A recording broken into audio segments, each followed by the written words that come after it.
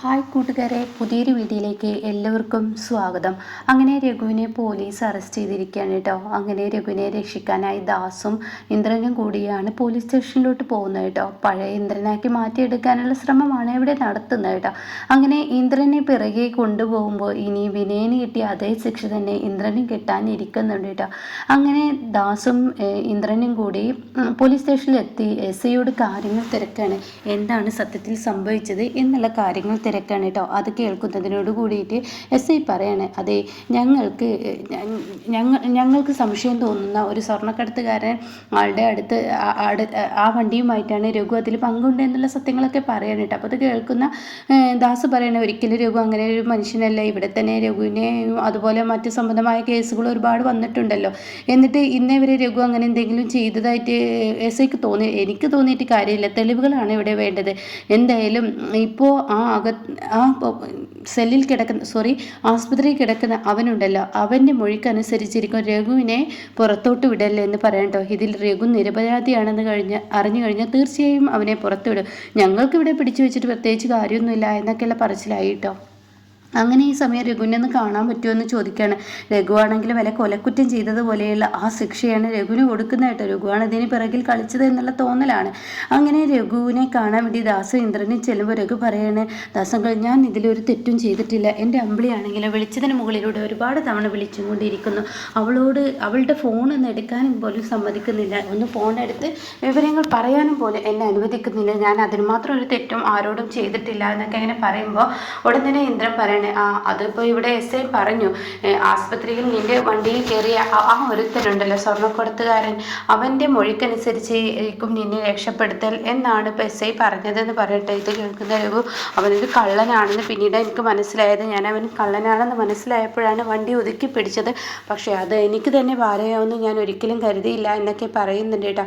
അങ്ങനെ ഇവിടെ തെളിവുകളാണ് വേണ്ടത് എന്ന് ദാസും പറയണേ. പിന്നീടാണെങ്കിൽ അമ്പിളി എങ്ങനെയെങ്കിലും വിവരം അറിയിക്കണം എന്നുള്ള ആ ഒരു നിലപാടായി കേട്ടോ. അങ്ങനെ പിന്നീട് അമ്പിളിയെ വിവരം അറിയിക്കാനുള്ള പരിപാടികളൊക്കെ ചെയ്യാണ്. എന്നാൽ ഈ സമയം അനുപമയാണെങ്കിലോ പഴയതുപോലെ അച്ഛനിൽ നിന്നും എല്ലാതും മറച്ചു വെക്കുന്നത് തെറ്റ് തന്നെയാണ്. അതുകൊണ്ട് അച്ഛനോട് കാര്യങ്ങൾ പറയാം എന്നുള്ള ആ ഒരു തീരുമാനം എടുക്കുമ്പോൾ ചിരി പറയാണ്, അത് വേണ്ട ചേച്ചി, ഓരോ പ്രശ്നത്തിന് മുകളിലൂടെ ഓരോ പ്രശ്നങ്ങളല്ലേ, പിന്നെ പഴയ അമ്പിളി ചേച്ചി അല്ലല്ലോ, അമ്പിളി ചേച്ചിയെ വിവരം അറിയിക്കായിരിക്കും ആദ്യം നല്ലതെന്ന് പറയാം കേട്ടോ. അങ്ങനെ പിന്നീട് അമ്പിളിയെ ദാസും ഇന്ദ്രനും മറ്റുള്ളവരെല്ലാവരും കൂടി വിവരം അറിയിക്കുന്നുണ്ട് കേട്ടോ. പക്ഷേ അമ്പിളിയെ വിവരം അറിയിക്കാൻ ചെല്ലുമ്പോൾ അമ്പിളി ഒരു ഷോക്ക് പോലെ നിൽക്കുകയാണ്. തനിക്ക് പൊട്ടിക്കരയാൻ കണ്ണുനീരില്ല. എവിടെ പോയാലും തനിക്ക് ഈ കുത്തുവാക്കും അവഹേളനയും ഒറ്റപ്പെടുത്തലും ഒക്കെയാണല്ലോ കിട്ടുന്നത്. അത് വീണ്ടും സ്വന്തമായി ബിസിനസ് ചെയ്യാൻ ഒരുങ്ങിയിട്ടും വീണ്ടും തനിക്ക് അത് തന്നെ ആവുന്നു എന്ന് കാണുമ്പോൾ താൻ ഇനി എന്ത് ചെയ്യുമെന്നുള്ള ആ ഒരു ഇതിൽ നിൽക്കാനുണ്ട്. അപ്പോൾ ദാസ് പറയുന്നുണ്ട്, പേടിക്കണ്ട, രഘുവിനെ എങ്ങനെയെങ്കിലും പുറത്തിറക്കാനുള്ള പരിപാടികളൊക്കെ ചെയ്യുമെന്ന് പറയുമ്പോൾ അമ്പിളി പറയണേ, അതൊന്നും വേണ്ട, എൻ്റെ രഘു ഏട്ടനെ രക്ഷിച്ചെടുക്കാൻ എനിക്ക് കഴിയുമെന്ന് പറയണ്ട. അങ്ങനെ അമ്പിളി ആരുടെയും സഹായം സ്വീകരിക്കില്ല എന്ന നിലപാട് എടുക്കുകയാണ് കേട്ടോ. കാരണം പ്രത്യേകിച്ച് അച്ഛൻ്റെ മുന്നിൽ ഞാൻ ഒരിക്കലും മുട്ടുകുത്തില്ല എന്നുള്ള ആ ഒരു നിലപാടാണ്. അമ്പിളിയുടെ മനസ്സിൽ സ്നേഹമുണ്ട്, പക്ഷേ അത് എങ്ങനെയൊക്കെയോ അങ്ങനെ ആയിത്തീർന്നു. കാരണം എല്ലാവരും നിന്ന് ഈ ഒറ്റപ്പെടുത്തലും കുടുംബത്തിന് വേണ്ടി ഒരുപാട് കഷ്ടപ്പെട്ടിട്ടും അതിന് കുറ്റപ്പെടുത്തൽ മാത്രം ആ ഒരു നന്ദിവാക്ക് പോലെ ഒരാളിൽ നിന്ന് ഇല്ലാതാവുമ്പോൾ ഒരാൾക്കും ഉണ്ടാകുന്ന ആ ഒരു മാനസികാവസ്ഥയാണ് കേട്ടോ അമ്പിളിക്കും ഉണ്ടായത്. തൻ്റെ അച്ഛൻ അനുപമക്ക് 50 ലക്ഷം കൊടുക്കുമ്പോൾ അതിൽ തന്നെ രക്ഷപ്പെടുത്താൻ 25 ലക്ഷം പോലും അച്ഛന് തരാൻ തയ്യാറായില്ല എന്ന ആ ഒരു മനോഭാവം നോക്കുമ്പോൾ അങ്ങനെ, പക്ഷെ മാഷിൻ്റെ ഭാഗത്ത് നിന്ന് നോക്കുമ്പോൾ വേറൊരു തരത്തിൽ കേട്ടോ. അങ്ങനെ അമ്പിളി പിന്നീട് പോലീസ് സ്റ്റേഷനിലോട്ട് ചെല്ലുകയാണ്. ഈ സമയം അമ്പിളി തനിയാണ് വരുന്നത്. അപ്പോൾ രഘുവിനെ കാണുകയാണ്. അപ്പോൾ രഘുവിനെ കണ്ട ഉടൻ തന്നെ രഘു, അമ്പിളി, ഞാനിതിലൊരു യാതൊരു തെറ്റും ചെയ്തിട്ടില്ല അമ്പിളി, ഞാൻ എങ്ങനെ ഇതിൽ കുറ്റവാളിയായി എന്ന് എനിക്കറിയില്ല അമ്പിളി എന്നൊക്കെ പറയുമ്പോൾ രഘുവേട്ടൻ ടെൻഷൻ ആവേണ്ട, അത് ഓൺലൈൻ ടാക്സി ആണെങ്കിൽ എന്ത് ടാക്സി ആണെങ്കിലും ഓടുമ്പോൾ ഇങ്ങനെയുള്ള പ്രശ്നങ്ങളൊക്കെ വരും. രഘുവേട്ടൻ നിരപരാധിയാണെന്ന് തെളിയും. അത് കേട്ട ഉടനെ രഘു പറയണ, നിരപരാധിയാണെന്ന് തെളിയുമെന്ന് എനിക്ക് തോന്നുന്നില്ല. എൻ്റെ വണ്ടിയിൽ കയറിയ ആ കള്ളനുണ്ടല്ലോ, അവൻ്റെ മൊഴിക്കനുസരിച്ചിരിക്കും എനിക്ക് നിരപരാധിത്വം തെളിക്കൽ, അല്ലാതെ അവർക്ക് പ്രത്യേകിച്ച് ഒരു നിലപാടൊന്നും ഇല്ല എന്ന് പറയട്ടെ. ഇത് കേൾക്കുന്ന അമ്പിളി, എന്ത് ദുർവിധിയാണ് രഘുവേട്ട, നമ്മൾ ആരുടെയും സഹായം വേണ്ടെന്ന് കരുതിയിട്ട് സ്വന്തമായി ഇങ്ങനെയൊക്കെ ജീവിക്കാൻ ഒരുങ്ങുമ്പോഴും നമുക്ക് ദൈവം ഇങ്ങനെ ഒരു ശിക്ഷയാണല്ലോ തന്നത്.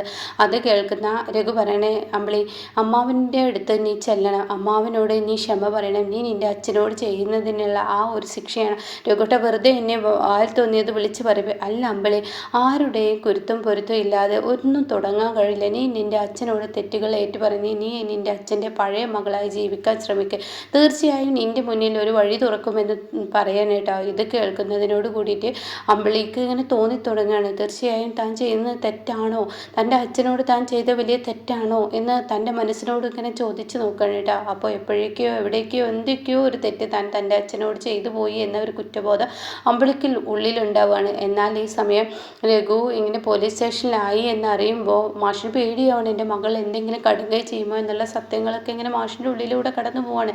അങ്ങനെ മാഷ് അനുപമയോട് പറയുന്നുണ്ട്, നിങ്ങൾ പെട്ടെന്ന് അവളുടെ അരികിലോട്ട് ഞങ്ങൾ ചെന്നിരുന്നു അച്ഛാ, അമ്പിളി ചേച്ചി പഴയതുപോലെ ഒന്നുമല്ല, നല്ല കരുത്തുള്ള മനസ്സ് നല്ല കട്ടിയായിട്ടുണ്ടെന്ന് പറയുമ്പോൾ ഇല്ല, അവളെ വിശ്വസിക്കാൻ പറ്റില്ല, എപ്പോഴാണ് അവളുടെ കൈവിട്ട് പോകുക എന്നൊക്കെ പറയാൻ കഴിയില്ല. അപ്പോൾ അച്ഛനൊന്ന് സംസാരിച്ചോട്ടെ, പഴയതുപോലെ ഞാൻ അവളോട് സംസാരിക്കുന്നത് അവൾക്ക് ഇഷ്ടമില്ലെങ്കിൽ പിന്നെ എന്തിനാണ് വെറുതെ ഞാനായിട്ട് എൻ്റെ മകളുടെ മനസ്സ് വേദനിപ്പിക്കുന്നത്. എന്തായാലും എൻ്റെ രഘുവിനെ രക്ഷിക്കണം, അത് എൻ്റെ തീരുമാനം തന്നെയാണ്. പക്ഷേ എൻ്റെ സഹായം അമ്പിളി സ്വീകരിക്കുമോ എന്തോ, ഞാൻ അതാണ് ഇപ്പോൾ ചിന്തിക്കുന്നത് എന്നൊക്കെ പറയുമ്പോൾ അമ്പിളി കയറി വരുന്നു കേട്ടോ. അങ്ങനെ അമ്പിളി മാഷിൻ്റെ മുന്നിൽ പൊട്ടിക്കരയാണ്. അച്ഛാ, എന്നോട് ക്ഷമിക്കണം, ചെയ്ത തെറ്റ് തന്നെയാണ്, എനിക്ക് എൻ്റെ രഘുവേട്ടൻ ഇല്ലാതെ ജീവിക്കാൻ കഴിയില്ല. അച്ഛൻ എന്തെങ്കിലും ചെയ്ത് എൻ്റെ രഘുവേട്ടനെ പുറത്തിറക്കണമെന്ന് പറഞ്ഞ് അച്ഛനോട് താൻ ചെയ്ത തെറ്റുകൾക്കെല്ലാം മാപ്പ് പറഞ്ഞ് സന്തോഷത്തോടു കൂടി നിൽക്കുമ്പോൾ ഇപ്പുറത്ത് സുശീല ഇതറിയുന്നു കേട്ടോ, ഇനി രഘു വീണ്ടും ജയിലിലായിരിക്കുന്നു എന്ന്. അപ്പോൾ സുശീല പറയുന്നത്, ഇതാടാ ഞാൻ പറയുന്നതൊക്കെ കറക്റ്റായി വരുന്നത്. ആ മാഷിൻ്റെ ആ രഘു എന്ന് പറയുന്നത് എവിടെ പോയാലും ഗതി പിടിക്കില്ല, അത് അങ്ങനെയാണ്, അവൻ്റെ ക്യാരക്ടർ അങ്ങനെയാണ്. അതുപോലെ ബാക്കിയുള്ള അക്കാര്യങ്ങളൊക്കെ കേട്ടോ. അപ്പോൾ ഈ സമയം സുധനും പ്രതിഭയും ഒരു ഭാഗം ചിന്തിക്കുന്നുണ്ട്, സത്യനാണെങ്കിൽ വേറൊരു ഭാഗം മിശ്ര. അമ്മ പറയുന്നതൊക്കെ കറക്റ്റാണല്ലോ എന്നുള്ള ആ നിലപാടിലോട്ട് വരികയാണ് കേട്ടോ. സുധനാണെങ്കിലോ പ്രതിഭയെ ഈ രഘുവിൻ്റെ കാര്യം തന്നെ എടുത്തു നോക്കും, ഓരോ കാര്യങ്ങളും ചിന്തിക്കുമ്പോൾ സുശീല പറയുന്നത് പോലെയാണല്ലോ കാര്യങ്ങളൊക്കെ മുന്നോട്ട് പോകുന്നത്, ഇതെന്താ എന്നിങ്ങനെ പറയുന്നു കേട്ടോ. അപ്പോൾ എന്തായാലും മാഷി ഇനി രഘുവിനെ പുറത്തിറക്കി കൊണ്ടുവരിക തന്നെ ചെയ്യൂട്ടോ. അപ്പോഴാണ് അമ്പിളിക്ക് അച്ഛൻ്റെ മൂല്യം എന്താണെന്ന് തിരിച്ചറിയാൻ പോകുന്നത്. താൻ ഒരിക്കലും തൻ്റെ കൂടപ്പിറപ്പുകളെ വേണ്ടെന്നുള്ള തീരുമാനം ഒരിക്കലും എടുക്കാൻ പാടില്ലായിരുന്നു. സംഭവം അമ്പിളിക്ക് എല്ലാവരിൽ നിന്നും ഒറ്റപ്പെടുത്തലും വേദനയും കിട്ടിയത് കൊണ്ടാണെങ്കിലും താൻ തള്ളിപ്പറയരുത്, മറ്റുള്ളവരെന്ത് എന്നുള്ള ആ ഒരു ഇത് ചിന്തിക്കരുത് എന്ന് അമ്പിളിക്ക് മനസ്സിലാവുന്നത് കേട്ടോ. ഇതേ സമയം അമ്പിളി ലച്ചുവിനോട് പറയണം, മോളെ നമ്മൾ എന്ത് ഭാഗ്യം കെട്ടവരാണ്, അച്ഛൻ എന്ത് ബിസിനസ് തുടങ്ങിയാലും അതിലെല്ലാം പച്ച പിടിക്കാതെ നമ്മൾ അതിൽ തുലഞ്ഞു പോവുകയാണല്ലോ ചെയ്യുന്നത്. മോളെ, ഇനി ആരോടാണ് നമ്മൾ സഹായം തേടുക, ഇനി എന്താണ് ചെയ്യുക, അച്ഛൻ എന്ത് ചെയ്താലും ഇതേ അവസ്ഥയിലോട്ട് പോകുന്നു. ആ ഒരു തോന്നൽ രഘുവിൻ്റെ ഉള്ളിലും തോന്നിത്തുടങ്ങണം. അപ്പോൾ രഘുവിന് തോന്നുകയാണ്, പഴയ ഗുണ്ടയായിരുന്നെങ്കിൽ താൻ ഒരിക്കലും ഈ ഒരു ഗതികേട് തനിക്ക് വന്നിരുന്നില്ല, താൻ എല്ലാവർക്കും നന്മയും നല്ല സ്വഭാവത്തിൽ നിൽക്കാൻ തുടങ്ങിയപ്പോൾ അന്ന് മുതൽ തനിക്ക് പതനം തന്നെ എന്ന് രഘുവിന് തോന്നിത്തുടങ്ങും കേട്ടോ. അതൊരു എപ്പിസോഡിൽ രഘു പറയുന്നുണ്ടല്ലോ, എന്നെ നീ മാറ്റരുത് അമ്പിളി, ഞാൻ പഴയ ഗുണ്ടയായി മാറാതിരിക്കണമെന്നുണ്ടെങ്കിൽ നീ നിൻ്റെ സ്വഭാവം മാറ്റിക്കോ എന്നൊക്കെ ഇങ്ങനെ രഘു ഒരു എപ്പിസോഡിൽ പറഞ്ഞത് എല്ലാവരും കണ്ടിട്ടുണ്ടാവുമെന്ന് വിചാരിക്കുന്നു.